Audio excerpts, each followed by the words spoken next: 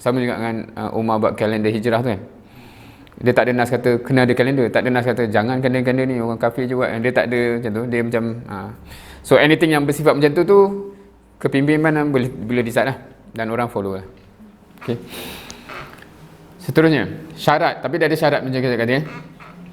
Maslahat tu hakikat, bukan sangkaan. Aku rasa maslahat kot. Tak ada, kau ngada-ngada kan. Maslahat yang umum, bukan peribadi. Kena buat ni kan, aku jadi kaya. Tak boleh lah kan. Tidak bertentangan dengan hukum yang telah ada kan. So, kalau dia tetap something yang memang directly bercanggah dengan hukum, itu tak boleh lah. Okay. So, yang disebut tadi, prinsip ibadah kepatuhan total ataupun ta'abudi.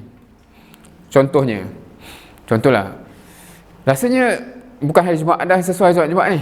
Kita buat solat Khamis lah kan. Tak boleh. Walaupun kita kan ada orang yang boleh argue maslahat tertentu lah kan. Macam productivity terganggu lah kan, Jumaat ni kan. Buatlah hari cuti je solat Sabtu. Tak boleh lah. Ataupun ijtihad tukar lokasi lempar jamrah kan. Susah lah lokasi ni. Kita alih lah.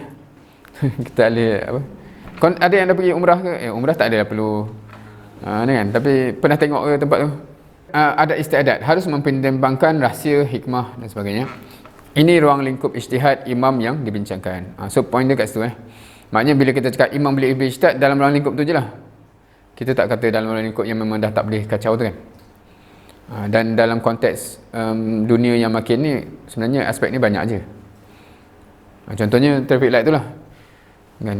Kita tahu, ada tak orang tanya macam apa dalil kau guna merah, kuning, hijau? Dia tak, tu just untuk mengatur kemaslahatan manusia. Kenalah tersusun. Kalau tak main-main tu je kan langgar semua kan. So bila imam decide atau kepimpinan decide macam tu, saksi negara decide macam tu, kena follow lah. Dia tak boleh, tapi tak ada nas ni, anak tak nak, kena langgar je. Ni dunia punya cerita, dia tak boleh kan. So begitulah.